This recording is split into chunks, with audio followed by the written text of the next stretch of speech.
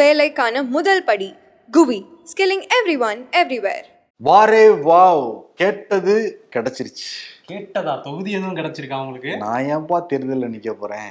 மக்கள் கேட்டது நீ கிடைச்சிருக்கு. என்னங்கிறத நம்ம ஷோக்குள்ள போய் பார்த்துடலாம். Welcome to the imperfect show. நான் உங்கள் நண்பன் சிபி சக்கரவர்த்தி. நான் உங்கள் வருண். ஓகே, ஷோக்குள்ள போயிடலாம். Welcome to the imperfect show. நம்ம எல்லாரும் என்ன கேட்குறோம்? நீதியோட நேர்மையோட அறத்தோட செயல்படுங்கப்பா அப்படிங்கறத கேட்குறோம். ஆனா அரசியல் கட்சியில் அப்படி செயல்படுறாங்களா? இல்ல. இன்னைக்கு உச்ச நீதிமன்றமே கொஞ்சமாச்சு நேர்மையா செயல்படுங்கப்பா அப்படின்ட்டு இருக்காங்க அரசியல் கட்சிகளை பார்த்தா. எஸ்பிஐ நோக்கி. எஸ்பிஐ தன்னாட்சி அமைப்பு அவங்கள சொல்லியிருக்காங்க. அதான் நம்ம கேட்டோம், உச்ச நீதிமன்றம் கேட்டிருக்காங்கிறத சொல்ல வந்தேன். தேர்தல் பத்திரம் பிஜேபி அரசாங்கத்தால 2017 அறிமுகப்படுத்தப்பட்டு 2018 நடைமுறைக்கு வந்தது. அதற்கு பிறகு பல்வேறு நபர்களால் பல்வேறு கட்சிகள் தேர்தல் பத்திரம் மூலமா ஆதாயம் அடைஞ்சாங்க. அதுல குறிப்பிட்ட கட்சின்னு பார்க்குறோம் பிஜேபி தான். ஏன்னா 50% மேல பிஜேபி தான் இந்த தேர்தல் பத்திரம் மூலமாக நன்கொடை வாங்கியிருக்கிறதா ஒரு தகவலே வெளியாகிருக்கு. இதை எதிர்த்து உச்சநீதிமன்றத்தில் சிபிஎம் உள்ளிட்ட அமைப்புகள் வழக்கு போட்டிருந்தாங்க. விசாரிச்ச உச்சநீதிமன்றம் வெளிப்படை தன்மை இதில் நிச்சயம் இருக்கணும், அது சட்டத்துக்கு புறம்பானது, தகவல் அறியும் சட்டத்துக்கும் அந்த பிரிவுக்கும் எதிரானது. அதனால எஸ்பிஐ யார் யார்ட்டிருந்து எவ்வளோ தேர்தல் பத்திரம் மூலமா வாங்கியிருந்தாங்க, எந்த கட்சியில் எவ்வளோ வாங்குச்சுங்கிறத வெளிப்படையா அறிவிக்கணும். அந்த டாக்குமெண்ட்டை தேர்தல் ஆணையத்திட்ட கொடுக்கணும். தேர்தல் ஆணையம் அதை அறிவிக்கணுங்கிறத சொல்லியிருந்தாங்க. உடனே எஸ்பிஐ என்ன பண்ணாங்க? ஐயா அது கொஞ்சம் கால அவகாசம் தேவைப்படுது, சுமார் ஒரு 4 மாசம், ஒரு ஜூன் 30 வரைக்கும் கொடுத்தீங்கன்னா தேர்தல் முடிஞ்சு அடுத்து புதுசாரா பதவி ஏற்றுருவாங்க, அதுக்கு பிறகு நான் கொடுக்குறோங்கிற மாதிரி கேட்டிருந்தாங்க. அதுக்குதான் வழக்கு போட்டிருந்தாங்க உச்ச நீதிமன்றத்திலே. இன்னைக்கு சந்திரசூட் அமர்வுல அந்த வழக்கு வந்தது. சும்மா கிழிச்சு எடுத்துருக்காங்க எஸ்பிஐ. இதுக்கு எஸ்பிஐ சார்பாக ஆஜரான வழக்கறிஞர் யாருன்னா முன்னாள் சொலிசிட்டர் ஜெனரல் ஹரிஷ் சால்வே, மிக முக்கியமான வழக்கறிஞர் அவர். அவரே ஆஜராகி கூட ஒரு நாள் கூட எக்ஸ்ட்ரா வாங்க முடியல அவர்னால.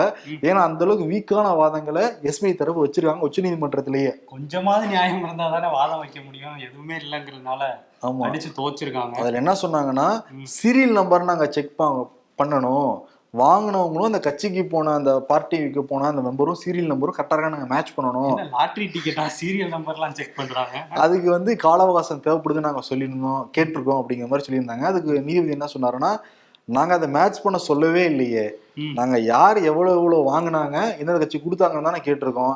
அந்த டாக்குமெண்ட் இருக்கு, நீங்களே சொல்லியிருக்கீங்களேன்னு அவங்களே சொல்லிட்டாங்க வேற. ஆமாங்க அது இருக்கு, மும்பை ஆபீஸ்ல பத்திரமா நாங்க சீல் பண்ணி வச்சிருக்கோம். சீல் பண்ண உடைக்கிறதுக்கு உங்களுக்கு எவ்வளவு நேரம் ஆக போகுதுன்னு சர்க்காசமா வேற கேள்வி கேட்டுட்டு, நாளை மாலை வரைக்கும் உங்களுக்கு டைம் கொடுக்குறோம், நாளைக்கு மாலைக்குள்ளார நீங்க அந்த டாக்குமெண்ட்டை தலைமை தேர்தல் ஆணையத்திட்ட நீங்க கொடுத்துடணுங்கிறத உத்தரவா போட்டுருக்காங்க. 26 நாள் நீங்க என்ன பண்ணிட்டு கேள்வி எழுப்பிடுவாங்க. ஏன்னா அந்த மனுவுல 26 நாட்கள் எந்த ப்ராக்ரஸும் நடந்த மாதிரி குறிப்பிடவே இல்லையா. அதனால கேட்டிருக்க 26 நாட்கள் என்ன பண்ணீங்க, நீங்க என்ன பண்ணீங்க? சும்மாதான் இருந்திருக்காங்க.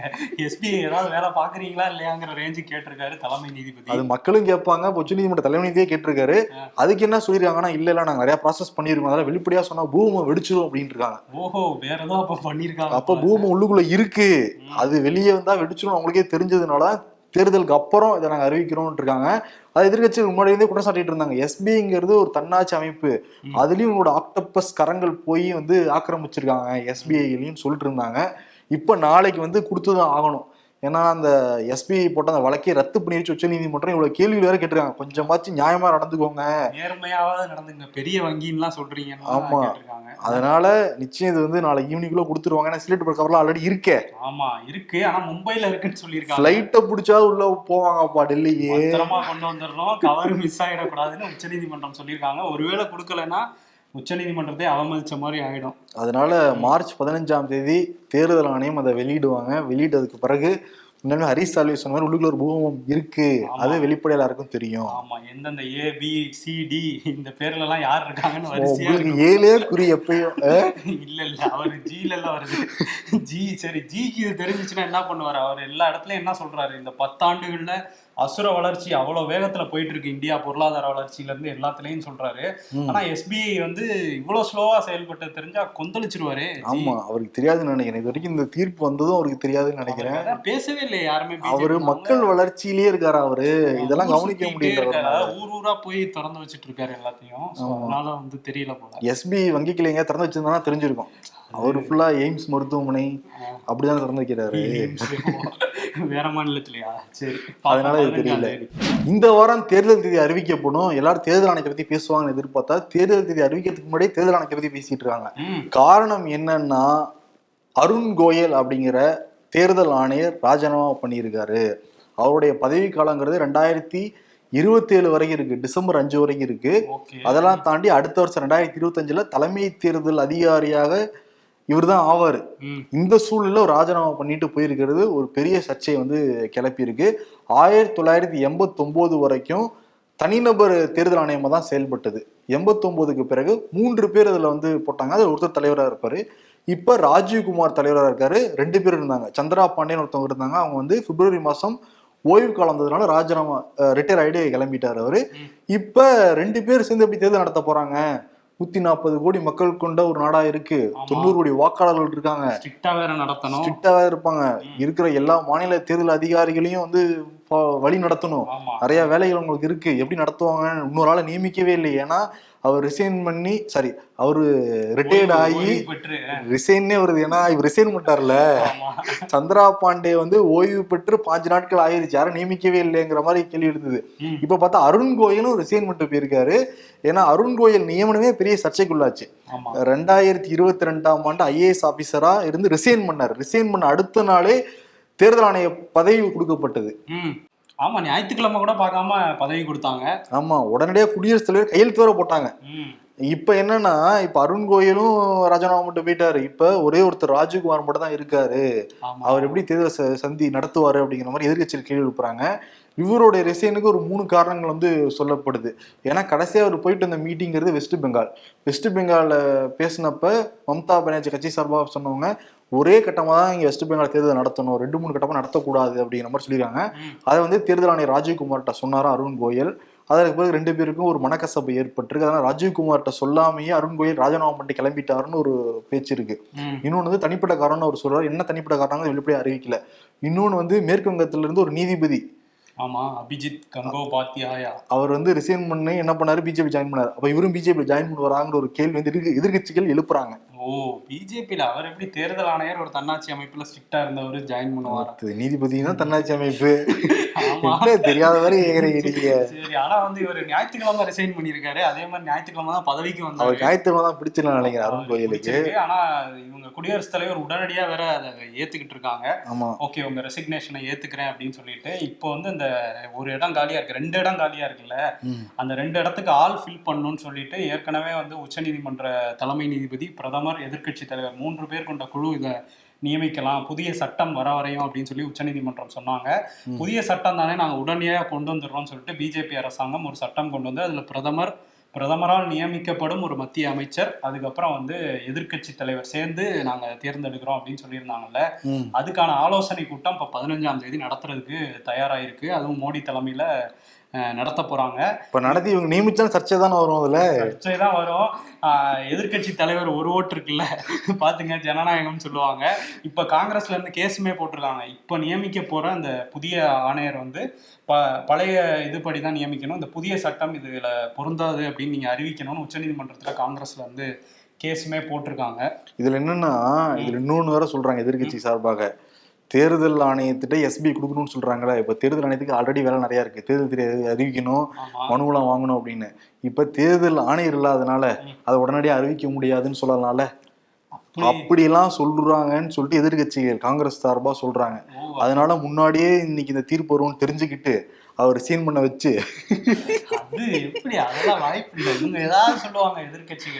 ஆமா எதிர்கட்சிகளுக்கு இந்த பிஜேபியும் தன்னாட்சி அமைப்புகளும் விமர்சனம் பண்றதே வேலையா போச்சு. இடி அவங்க வேலையை செஞ்சிருக்காங்க, விமர்சனம் பண்றாங்க.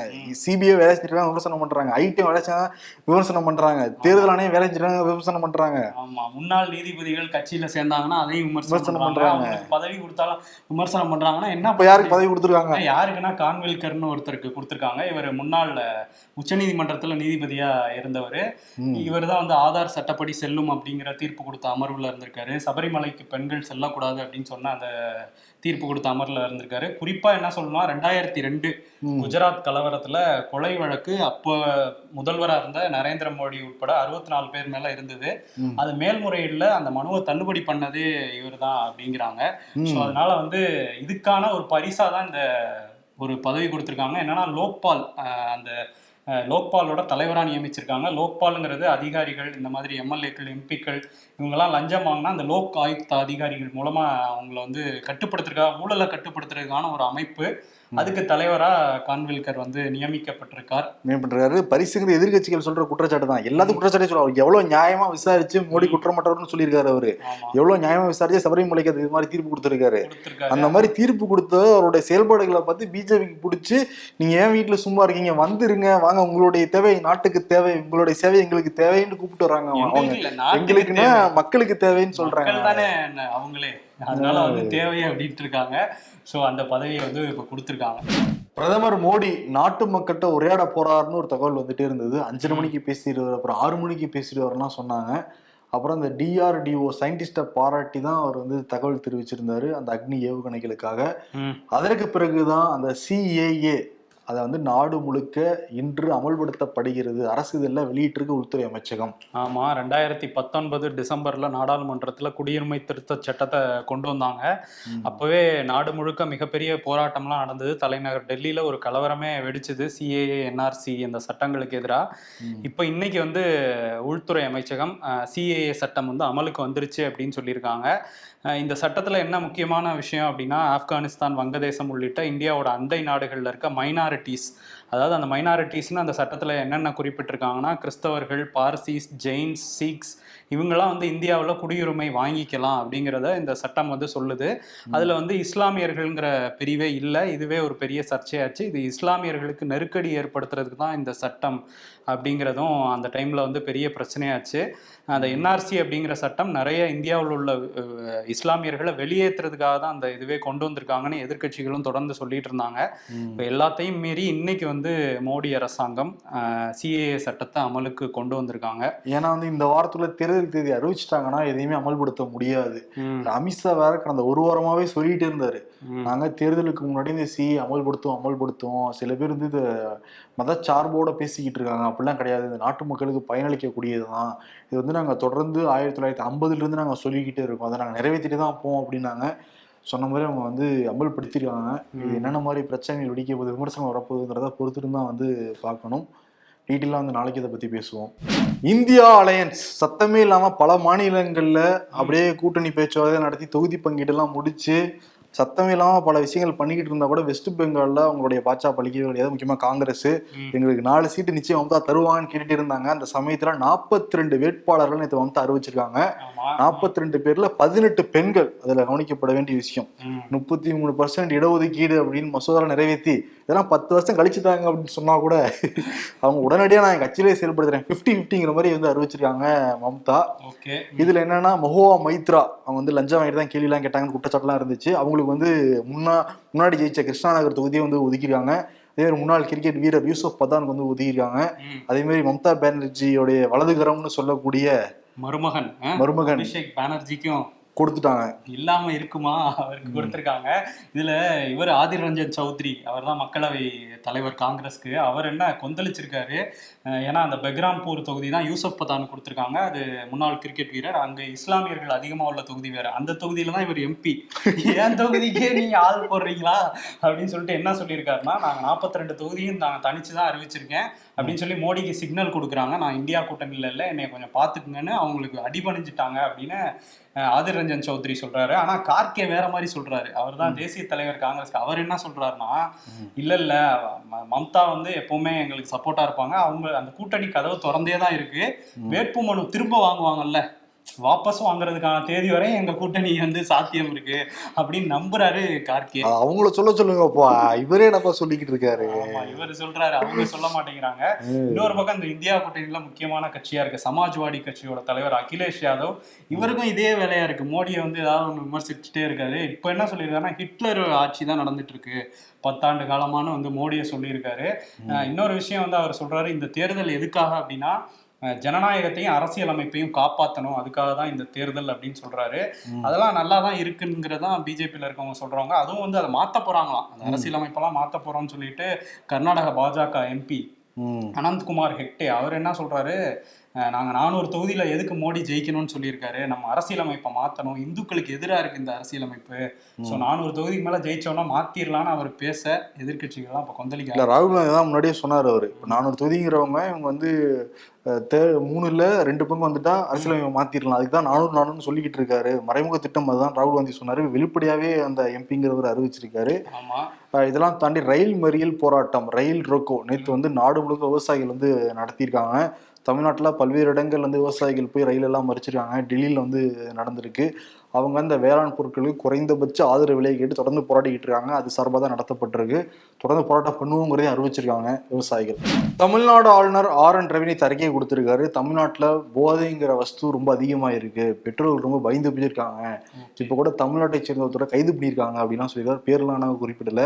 அதனால தமிழ்நாடு அரசும் சரி மக்களும் சரி இந்த போதை பொருட்களை எல்லாம் தடுக்கணும் அப்படிங்கிற மாதிரி சொல்லியிருக்காரு. உடனே Edappadi Palaniswami say no to drug and டிஎம்கேலாம் வச்சாப்புல இல்ல எக்ஸ்தலத்துல, உடனே போய் ஒரு மனுவெல்லாம் கொடுத்துருக்காரு ஆளுநர்கிட்ட. தமிழ்நாட்டுல இந்த மாதிரி தமிழ்நாட்டு நிறைய இருக்குங்கயா, இது கொஞ்சம் கட்டுப்படுத்த சொல்லுங்கயா ஆளுங்கட்சிக்கிட்டேன்னு சொல்லியிருக்காரு. ஓகே, சொல்லியிருக்காரு. அவரே சொல்ல வேண்டியதானே, எதிர்கட்சியா ரோட்ல இறங்கி பெரிய போராட்டத்தை நடத்திருக்கலாம். ஒரு நாள் நடத்தினாங்க, மார்ச் 4ஆம் தேதி நடத்தினாங்க. எங்க நடந்துச்சுங்கிற மாதிரி தான் நடத்தினாங்க. இன்னும் கொஞ்சம் வீரியமா நடத்தணும் எதிர்கட்சிங்கும் போது. இன்னொரு விஷயம்னா, ஆளுநர் வந்து ஜாஃபர் சாதிக்கு தான் குறிப்பிட்டிருந்தாரு, ஆனா பேரை சொல்லல. அவரை வந்து தூக்கியிருக்காங்கல்ல, இப்போ என்சிபி வந்து தூக்கியிருக்காங்க. இதுல அமலாக்கத்துறை நாங்களும் சேர்ந்துக்கிறோம்னு சொல்லிட்டு, ஏன்னா வெளிநாட்டுல இருந்து வாங்கியிருக்காருன்னா சட்டவிரோத பண பரிவர்த்தனை தான், அதனால அந்த வழக்கையும் நாங்க போடுறோம்னு சொல்லி அமலாக்கத்துறையும் இந்த வழக்குல வந்து ஜாயின் பண்ணியிருக்காங்க. இடியும் என்சிபியும் கை கோர்த்திருக்காங்க. இன்னொரு விஷயம் என்னன்னா, ஜாஃபர் சாதிக் ஏற்கனவே மாட்டியிருக்காரு. 2015 போதைப் பொருள் வழக்குல மாட்டியிருக்காரு. அந்த டைம்ல வந்து அவரை வெளியே எடுத்த வழக்கறிஞர், அந்த வழக்குல இருந்து விடுதலை வாங்கி கொடுத்த வழக்கறிஞர் யாருன்னா பாஜகவோட மாநில துணைத் தலைவரா இருக்கிற பால் கனகராஜ் தான் வந்து விடுதலை வாங்கி கொடுத்திருக்காரு. அதுவுமே இப்ப சர்ச்சையாயிட்டு இருக்கு. இதை பத்தி அமைச்சர் ரகுபதி கூட பேட்டி எல்லாம். ஆமா, நேற்று வந்து அண்ணாரிபாளையத்துல சட்ட அமைச்சர் ரகுபதியும் MP வில்சனும் சேர்ந்து வந்து பேட்டி கொடுத்தாங்க. அதுல ரகுபதி என்ன சொல்றாங்கன்னா, என்சிபி வந்து அவரை வந்து கண்டுபிடிக்கணும்னு சொல்லிட்டு பிப்ரவரி 15ஆம் தேதி அறிக்கை விடுறாங்க.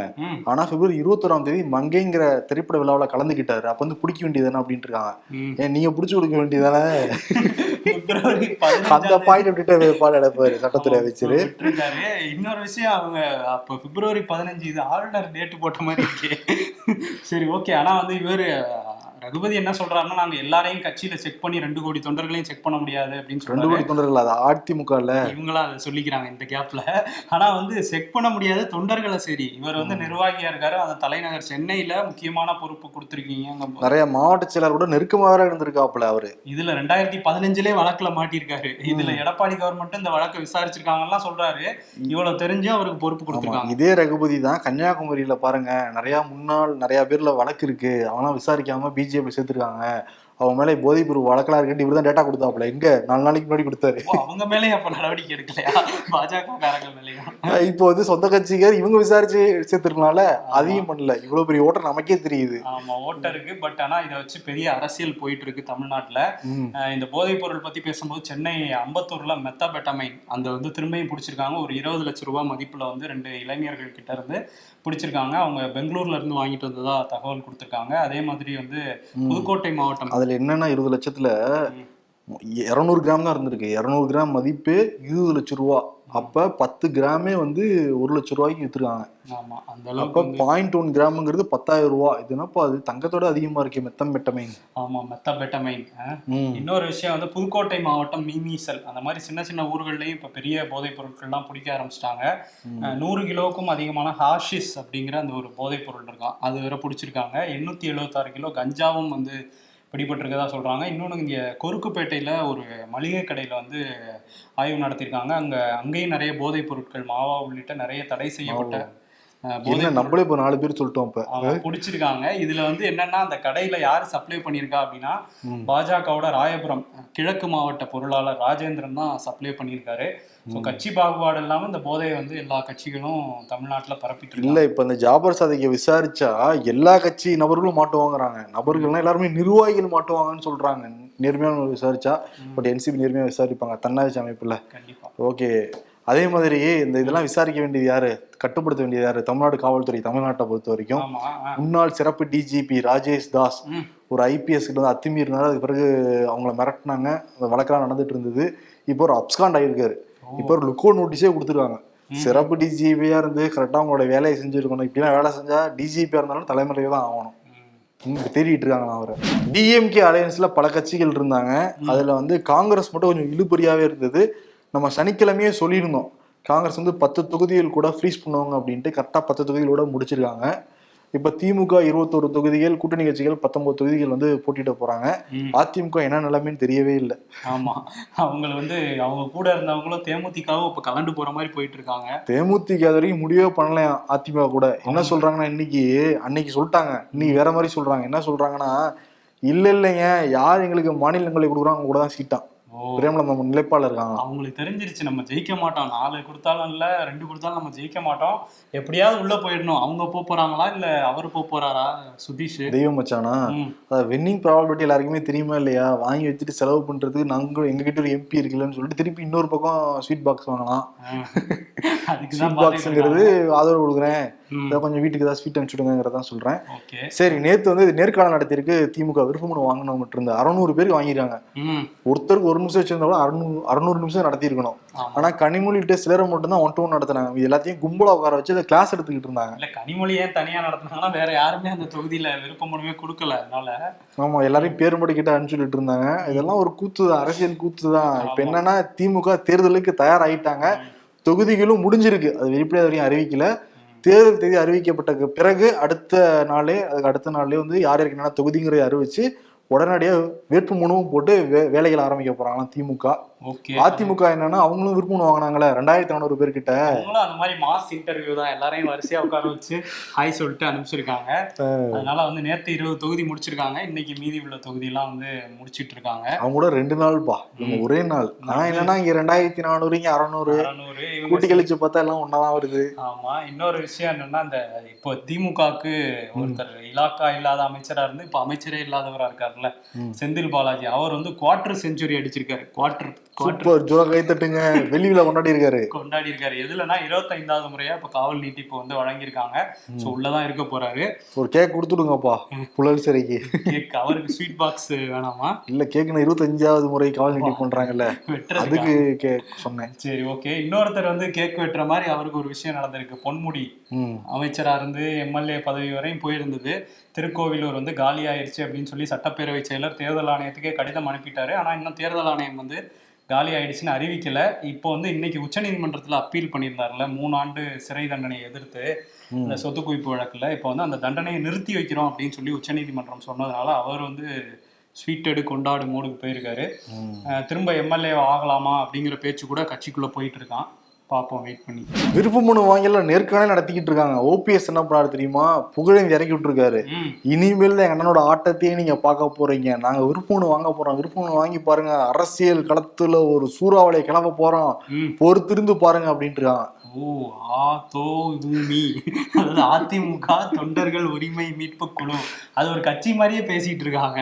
ஆமா, இதுல என்னன்னா, இப்படிதான் 2 கிலோமீட்டர் சசிகலா இன்னும் 2 கிலோமீட்டர் தான் பேசிக்கிட்டு இருக்காங்க. தினகரன் தான் பேசிக்கிட்டு இருக்காரு. இப்ப இவங்களும் இறங்கிறாங்க, பொறுத்திருந்து பாருங்கன்ட்டு. ஆமா, இதுல வேற நம்ம பார்க்க தானே போறோம் பொறுத்திருந்து. அவருக்கு வந்து நீங்க சிவகங்கையில போட்டியிடணும்னு மருது அழகராஜ் வந்து அவருக்கு இவர் விருப்ப மனு கொடுத்திருக்காரு, நீங்க இதுலதான் தலைவர் போட்டியிடணும் அப்படின்ட்டு. அதனால வந்து அவரு இப்ப எம்எல்ஏவாவும் இருப்பாரு, எம்பியாவும் போட்டியிட போறாரு போல ஓபிஎஸ்.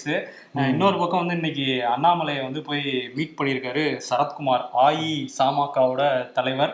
அவர் போய் மீட் பண்ணிட்டு நாங்க வலுவா இருக்கோம், 3வது முறை மோடி தான் பிரதமர்லாம் சொல்லிட்டு வந்திருக்காரு. ஏன்னா ஒதுக்கிட்டாங்க விருதுநகர் ராதிகாவுக்கு அப்படின்ட்டு. இன்னொரு பக்கம் ஹெச்ராஜா கூட போட்டிடலாம்னு சொல்றாங்க. ஹெச்ராஜாவும் இவருமா ஒரு தொகுதியில. இன்னொன்னு அண்ணாமலை கோவையில போட்டியிட போறதா தகவல் வந்துகிட்டு இருக்கு. நீலகிரியில மாநிலங்களவை எம்பி ஆனா கூட எல்முருகனும் போட்டிடுவாருன்னு சொல்றாங்க. நிறைய பேர்லாம் அடிபட்டு தான் இருக்கு. ஓகே, இங்க சில கட்சிகள் பாஜகவை நோக்கி போயிட்டு இருக்காங்கல்ல. வடக்குல வந்து பாஜகல இருந்து சில பேர் வெளியே போயிட்டு இருக்காங்க. ஏற்கனவே கௌதம் கம்பீர் வேணான்னாரு, ஜெயந்த் சின்ஹா வேணான்னாரு, அரசியலே வேணாம் பாஜகல இருந்து விலகுறேன்னாரு. ஹர்ஷவர்தன் முன்னாள் சுகாதாரத்துறை அமைச்சர் அவரும் போனார்ல. இப்போ அந்த வரிசையில வந்து சில எம்பிக்கள் வந்து சேர்ந்திருக்காங்க. இவர் மேற்கு வங்கத்துல பாஜக எம்பியா இருந்தவர் குணார், அவர் வந்து நான் விலகிக்கிறேன் அரசியல் இருந்து விளைவிக்கிறேன் அப்படின்ட்டாரு. ஹரியானால பிரிஜேந்திர சிங் அப்படிங்கிறவர் அவரும் சீட்டு கேட்டுட்டு இருந்தாரு, கிடைக்கல போல. இப்ப விலகி வந்து காங்கிரஸ்ல சேர்ந்துட்டாரு. இன்னைக்கு வந்து ராஜஸ்தான்ல இருந்து ராகுல் கஸ்வான், அவரும் பாஜக எம்பி, அவரும் காங்கிரஸ்ல சேர்ந்திருக்காரு. ஸோ ஒவ்வொரு எம்பியா வந்து வெளியே வந்து காங்கிரஸ்க்கோ இல்லை அரசியலிருந்தே விலகுறோன்னு சொல்லிட்டு இருக்காங்க. ஓகே, இன்னைக்கு வந்து ஆஸ்கர் விருதுகள் அறிவிக்கப்பட்டிருக்கு. அதுல 90s கிட்ஸ் நம்மளாம் அந்த ஜான் சீனா பார்த்து வந்திருப்போம்ல, அவர் வந்து ஆடை வடிவமைப்பாளருக்கு அவார்டு கொடுக்குறப்ப நிர்வாணமா வந்திருக்காரு ஸ்டேஜுக்கே. வந்து அதற்கு பிறகு அவருக்கு ட்ரெஸ் எல்லாம் பொத்திட்டு அப்புறம் அறிவிச்சிருக்காங்க. இந்த மாதிரி போல காமெடி கலாட்டெல்லாம் நடந்திருக்கு. ஓப்பன் ஹெய்மர் படத்துக்காக சிறந்த இயக்குனர் விருதை வாங்கியிருக்காரு கிறிஸ்டோபர் நோலன், எனக்கு ரொம்ப பிடிச்ச டைரக்டர். ஓகே, அவர் வாங்கியிருக்காரு. 7 முறை நாமினேஷன் ஆகிட்டு வாங்கவே இல்லை தலைவர், இப்பதான் வாங்கியிருக்காரு அவர். இன்னொரு மிக்சடு மார்ஷியல் ஆர்ட்ஸ் அப்படிங்கிற அந்த குத்துச்சண்டை வந்து போட்டி நடந்திருக்கு. அதுல வெற்றி பெற்ற சுங்ரங் கோரன் அப்படிங்கிறவர் வந்து மணிப்பூரை சேர்ந்தவர். அவர் வெற்றிக்கு அப்புறம் என்ன பேசியிருக்காருன்னா, கண்ணீர் மல்க சொல்லியிருக்காரு, இந்த மாதிரி மணிப்பூருக்கு வந்து பிரதமர் வரணும், இங்க குழந்தைகள் படிக்கல, உணவு நீர்லாம் இல்லை, நீங்க தயவு செஞ்சு ஒரே ஒரு முறை வாங்க, இங்க அமைதியை மீட்டெடுங்கன்னு வந்து கேட்டிருக்காரு. இதுவாக அவர் காதில் கேட்குது. இன்னைக்கு கூட பேசியிருக்காரு, பெண்களுக்கு நான் புதிய அத்தியாயம் படைப்பேன் அப்படின்ட்டு இருக்காரு. இருக்கிற பெண்களை முதல்ல பாதுகாப்பாக காக்கணும்ல, அதுக்கப்புறம் வளர்ச்சி கூட்டு போகலாம். பாதுகாப்பே இல்லா சொல் தானே இருக்கு மணிப்பூர்ல.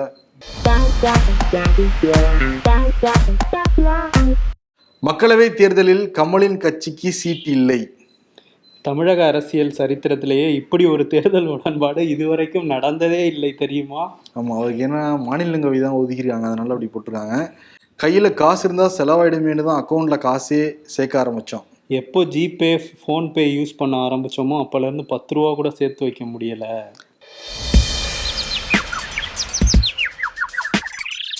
திமுக கூட்டணியில் புதுச்சேரி உட்பட காங்கிரஸுக்கு 10 தொகுதிகள். நெட்ஃப்ளிக்ஸில் என்னென்ன படம் இருக்குன்னு சொல்கிறவங்கள வேட்பாளராக நிறுத்துவோம். தேர்தலில் தள்ளி போவது அந்த காலம், தேர்தல் ஆணையரே விலகி போவது இந்த காலம். அரசியல்ல இதெல்லாம் சாதாரணமாப்பா. இன்னைக்கு நம்ம யாருக்கு அவார்டு தர போறோம் அப்படின்னா, இது வரைக்கும் வாங்கினதே கிடையாது நம்ம ஷோல. இன்னைக்கு வந்து ஒரு சிறப்பான விஷயத்த பண்ணி எல்லார் மனங்களையும் நிறைஞ்சிருக்கார் சந்திரசூட். ஆமா, உச்ச நீதிமன்றத்தோட தலைமை நீதிபதி. ஆமா, அவருடைய கடமை அவர் சரியா செஞ்சிருக்காரு. நம்மளோட கடமை நம்ம சரியா செய்யணுமா இல்லையா? அதனால நீங்க வந்து அவருக்கு விருது கொடுக்கலாம். சாட்டை எடுத்திருக்காரு, சாட்டைங்கிற விருதே அவருக்கு வந்து கொடுக்கலாம். யாரு என்னன்னு பார்க்காம எப்பயுமே சாட்டையை சொல்றதா தான் இருந்திருக்காரு அவரு. அதனால சந்திரசூட்டுக்கு வந்து சாட்டைங்கிற விருதை கொடுத்துட்டு விடைபெறலாம். நன்றி, வணக்கம். தொழில்நுட்பத்தை விரல் நுனியில் கற்றுக்கொள்ள இந்தியாவின் தலை சிறந்த தளம் குவி. இது உங்கள் ப்ரொஃபஷனல் கல்விக்கான vernacular edtech brand, skilling everyone everywhere. உலகம் ரொம்ப வேகமாக போய்கிட்டு இருக்கு. நம்ம அப்டேட் ஆகலைன்னா, நம்மளை சுற்றி என்ன நடக்குதுன்னு நம்ம தெரிஞ்சுக்கலைன்னா காணாமல் போயிடுவோம். அரசியல், சினிமா, முதலீடு, ஆன்மீகம், விவசாயம் உள்ளிட்ட அனைத்தையும் விரல் நுனியில தெரிஞ்சுக்க விகடன் ஆப் டவுன்லோட் பண்ணுங்க. விகடன் டிஜிட்டல் இதழில் சப்ஸ்கிரைப் பண்ணுங்க. லிங்க் டிஸ்கிரிப்ஷன்ல இருக்கு. நன்றி.